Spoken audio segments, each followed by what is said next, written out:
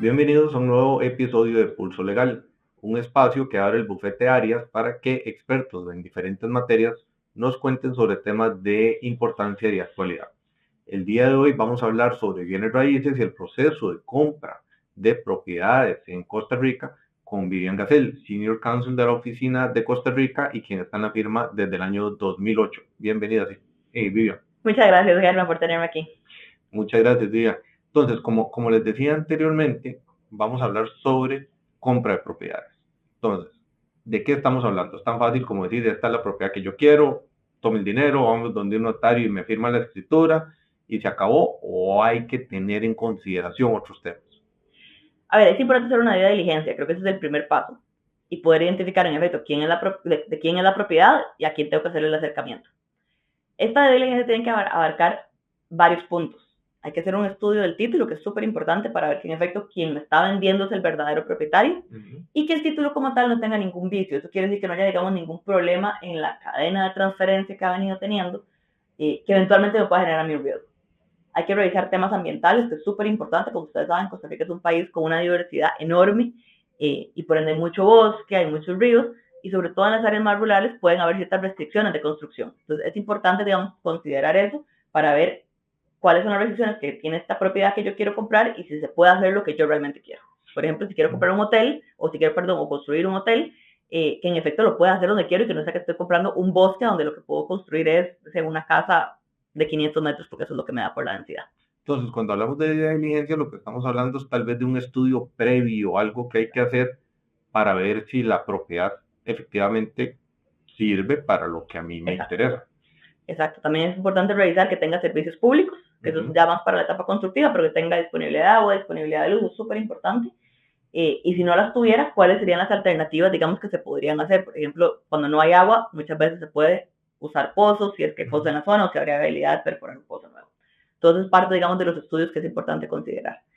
Otro tema que es muy importante, sobre todo también en áreas más rurales, es contratar un topógrafo que verifique las medidas, porque muchas veces hay propiedades que fueron hechas hace muchísimos años con, digamos, con herramientas topográficas que ya se encuentran obsoletas y que tal vez no eran tan precisas como las que tenemos ahora. Entonces, verificar que si en efecto me están vendiendo 1000 metros, que sean 1000 metros y no 900 o 2000, porque a veces pasa también que el área, digamos, que se encontraba registrada ya no coincide con la realidad. Claro, claro. Entonces, ahí tal vez como paso uno sería entonces contratar a un profesional que te guíe a través de todos estos requerimientos. Y ese profesional podría ser un abogado, digamos. Sí, es lo más recomendable, que sea un abogado. Ahora, me imagino que también entonces el rol de abogado, digamos, del abogado, requerirá muchas veces interactuar con otros profesionales, que, por ejemplo, en materia ambiental, que te puedan guiar sobre requisitos.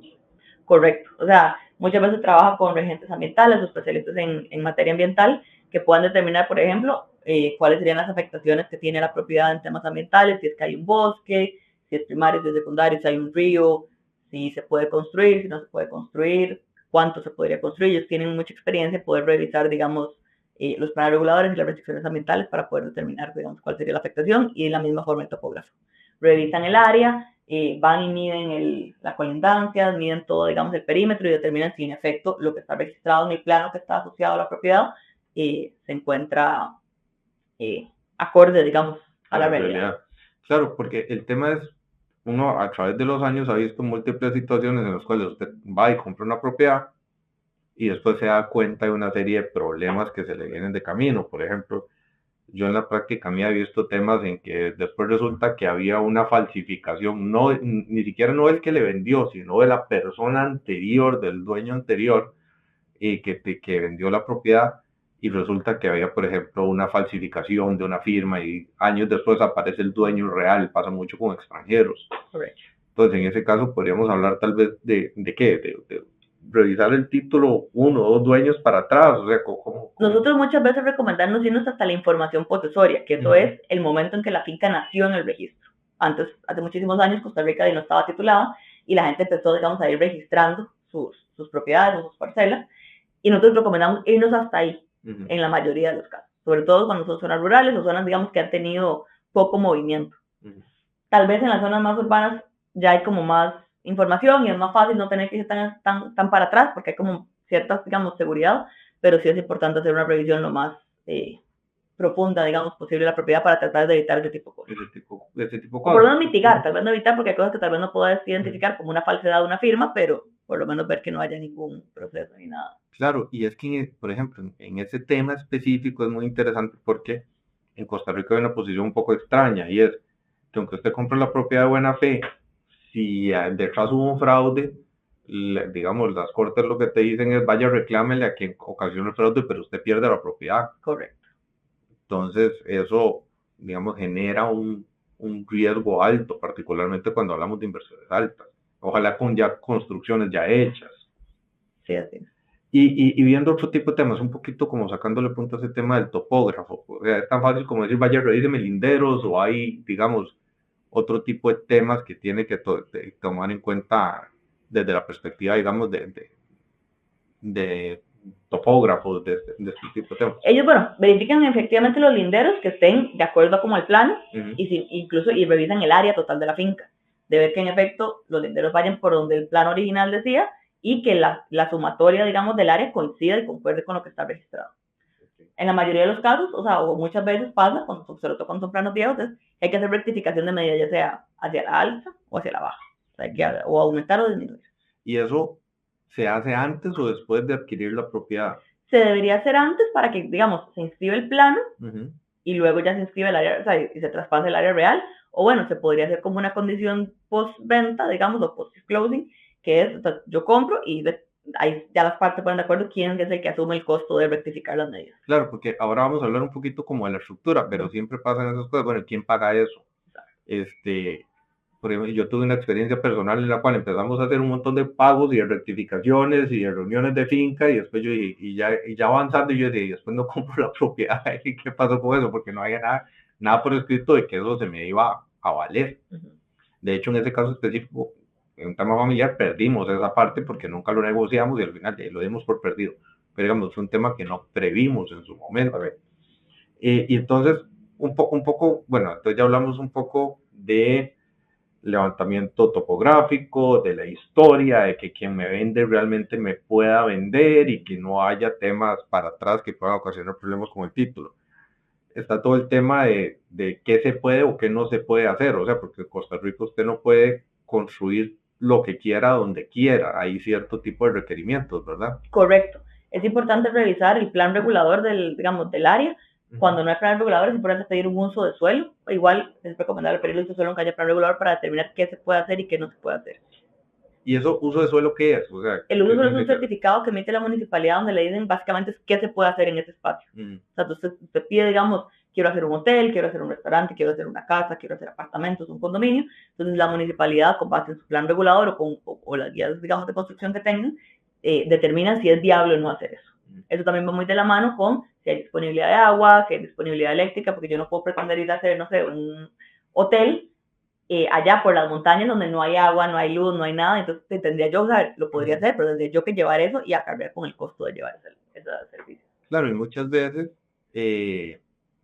usted quiere construir un bar-restaurante y resulta que cerca hay una iglesia, hay una escuela, no te lo van a dar. Exacto. Pero si ya usted compró, ya compró, o sea, si no tuvo ese cuidado antes. Sí, va a tener que hacer sola todas, no va a poder hacer el bar. No va a poder hacer el bar.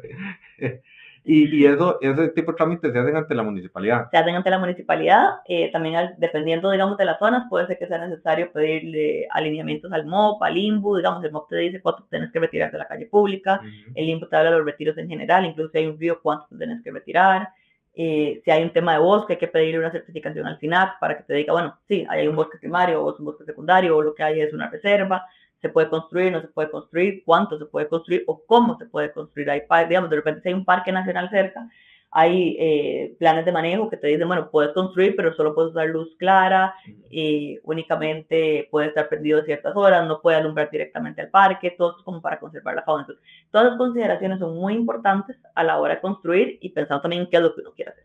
Claro, y suena como parque nacional, entonces, si no estoy cerca de un parque nacional no me preocupo, pero realmente digamos, Costa Rica tiene una legislación ambiental bastante fuerte y hay temas, Por ejemplo, que te digan que hay un humedal, que te digan que esto es un bosque, que te pueden limitar severamente lo que se puede hacer o no se puede hacer del todo en una propiedad. Correcto, correcto. Y el tema de los humedales es bastante común.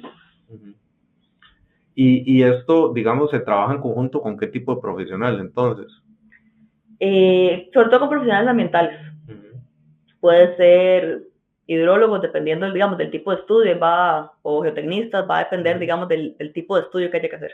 Ok. Ingenieros forestales, podrían haber de por medio.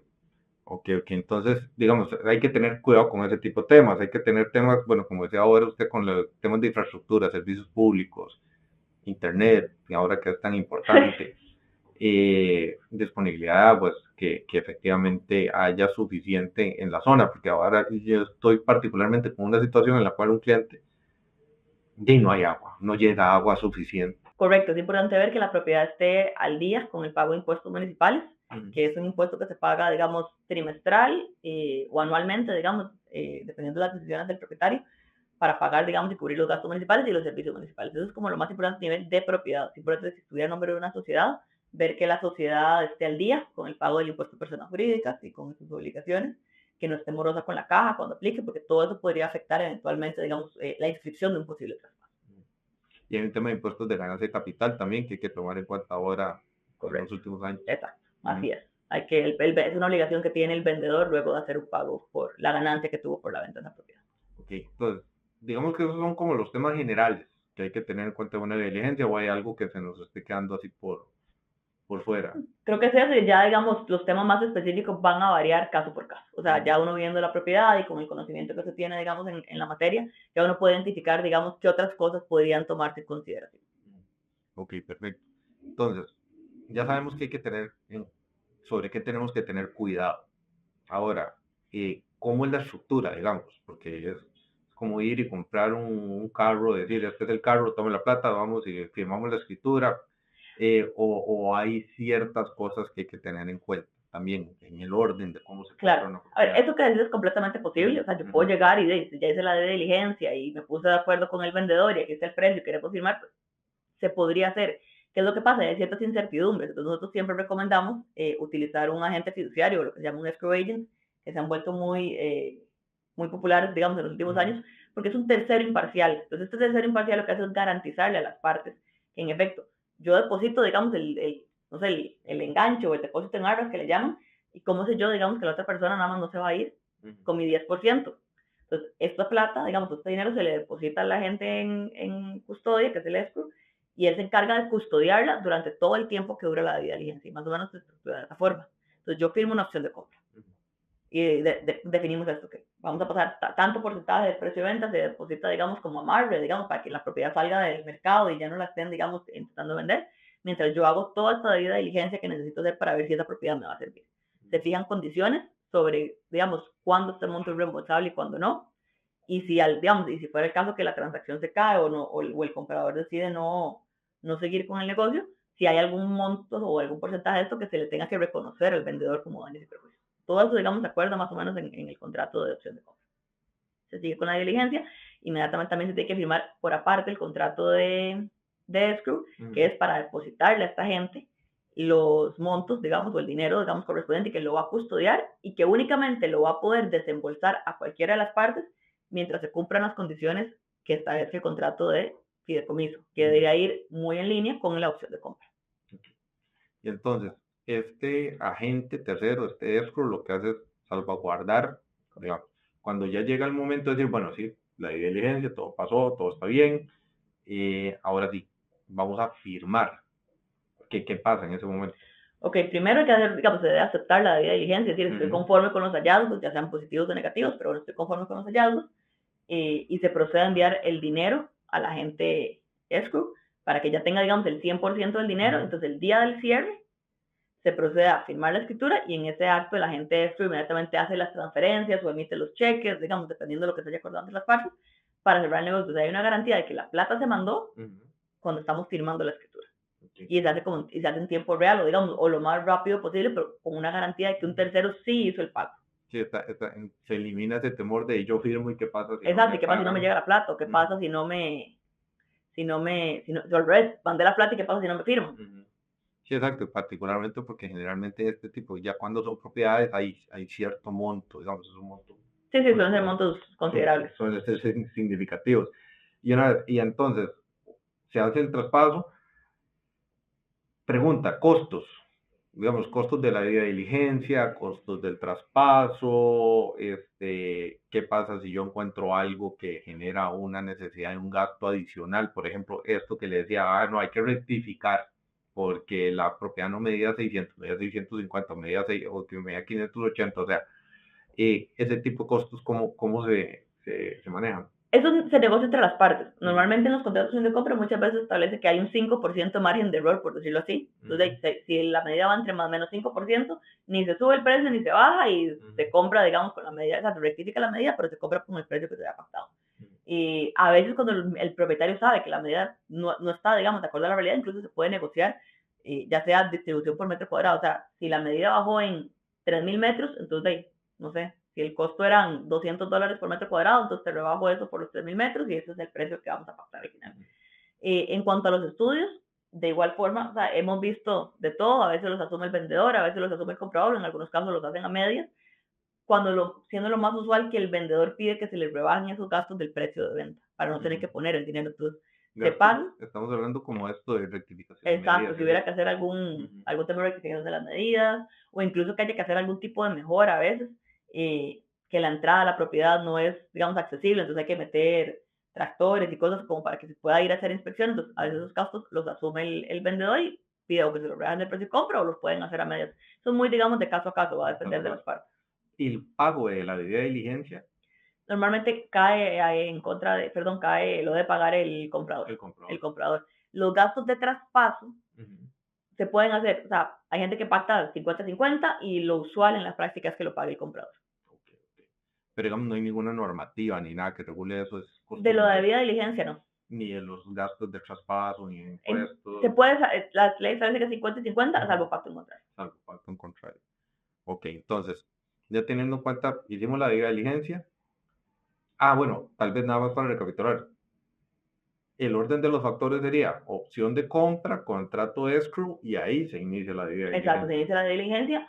Los es superior a 45-60 días, que se podría extender dependiendo de los hallazgos. A veces no se consiguen todos los permisos o no se consigue toda la información en 45 días. Entonces es necesario pedir una extensión o a veces necesitan hacer estudios más profundos. Tal vez si lo que quieren hacer es un condominio o un hotel, necesitan saber que el suelo realmente por temas ya de viabilidad económica, si el estudio solo puede tardarles un poco más o no sé si tienen que hacer algún tipo, digamos, de consideración con temas ambientales. Va a depender del proyecto en específico, pero lo usual es 45-60. Sí, y ahí tiene sentido que lo pague el comprador porque él sabrá hasta dónde quiere llegar con el análisis para sentirse tranquilo con su decisión, ¿verdad? Así es. Ok. Entonces, pasando esto, ahora sí, pasamos al proceso de compra, se firma y se acabó. Lo normal es firmar una escritura de traspaso de la propiedad o se pueden hacer estructuras diferentes, digamos, como traspaso de acciones de una empresa o... Se pueden hacer ambas. O sea, es más, hay varias opciones. La más, digamos, la tradicional, la que todos estamos acostumbrados, se firma una escritura pública donde el vendedor le vende la propiedad al comprador, el comprador la acepta y la propiedad se inscribe a nombre del comprador. Ese, digamos, es como la estructura normal. Se pagan los impuestos de traspaso, los gastos de registro y usted queda con su título de propiedad donde dice que usted es el nuevo dueño. Eso es como la clásica, por decirlo así. Se puede hacer una compra a través de una sociedad donde yo no necesariamente compro la propiedad como tal, sino que compro las acciones de la sociedad que es dueña. Aquí, de igual forma, se tiene que pagar el impuesto de traspaso. Se llama el impuesto indirecto de traspaso porque la realidad es que sí está cambiando de propietario, solo que de manera indirecta. O sea, sigue siendo la sociedad. Se paga igual, o sea, se va al banco y se paga el porcentaje de traspaso, que es el 1.5% del valor de la transacción. Ok. Ahí me imagino que habría que meterle un análisis adicional a posibles contingencias que tenga la sociedad. Correcto. O sea, no es que hayan firmado 25 pagarés de $1 millón dando vueltas. Es correcto. Hay que meter, digamos, a la gente hay que meterle otro nivel, digamos, de análisis, que como te decía, es de caso por caso de todas las cosas que tenga la sociedad, si es una sociedad operativa, si no es una sociedad operativa, si tenía permisos, si no tenía permisos, de lo que fuera. O sea, si estás comprando un hotel, digamos, que ya está operando y nada más vas a comprar la sociedad que lo opera, pues hay que ver cuáles son las condiciones para poder traspasar esas acciones. O si hay alguna restricción, si tiene algún contrato de concesión asociado, digamos, todo eso hay que verlo caso por caso. Claro, porque es que es muy diferente comprar una propiedad para construir algo que comprar una propiedad ya operativa que puede tener un Correcto. montón de De contingencias. contingencias. Así es. Y ahí se pueden establecer, digamos, como algún tipo de garantía, digamos, como... Sí, e incluso, digamos, en el mismo fideicomiso se pueden dejar montos reservados por plazos, como decir, bueno, estamos comprando esto y se reservan por 3, 4, 5 años, dependiendo, digamos, de lo que se identifique contingencias y cuánto puede ser el tiempo, ya sea o de plazos de prescripción o de un plazo razonable que usted crea que se va a materializar el riesgo. Nuevamente, negocio caso por caso, Exacto. negociación caso por caso, no es que hay una norma determinada, Sí, una regla que te dice Las tienes que partes, dejar digamos, X monto. el abogado normalmente les puede ayudar como a darles una luz de qué podría ser lo razonable dependiendo de los resultados de la debida diligencia. Claro. Entonces, nuevamente volvemos haciendo como el círculo completo a la importancia entonces de asesorarse en un proceso de esto. Correcto. Entonces, otra opción también es traspasar la propiedad a un fideicomiso.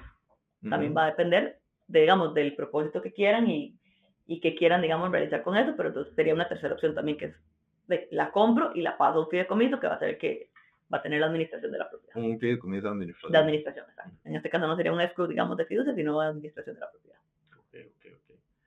Pues, bien, de verdad, muchísimas gracias, me queda clarísimo. No sé si hay algún tema adicional, algo que usted considere como alguna consideración final. No, creo que hemos abarcado casi todo. Tal vez hacer énfasis en que sí es importante el tema de tener el abogado en la transacción porque sí ayuda muchísimo a dar claridad y a poder saber por dónde vienen los tiros, como decimos aquí en Costa Rica. Pues no, de verdad, muchísimas gracias, Vivian, y muchas gracias a todos por acompañarnos. Esperamos que la información haya sido de utilidad y que nos escuchen en próximos episodios. Muchas gracias a todos por tenerme aquí y gracias a todos por tomar el tiempo de escuchar. Buen día.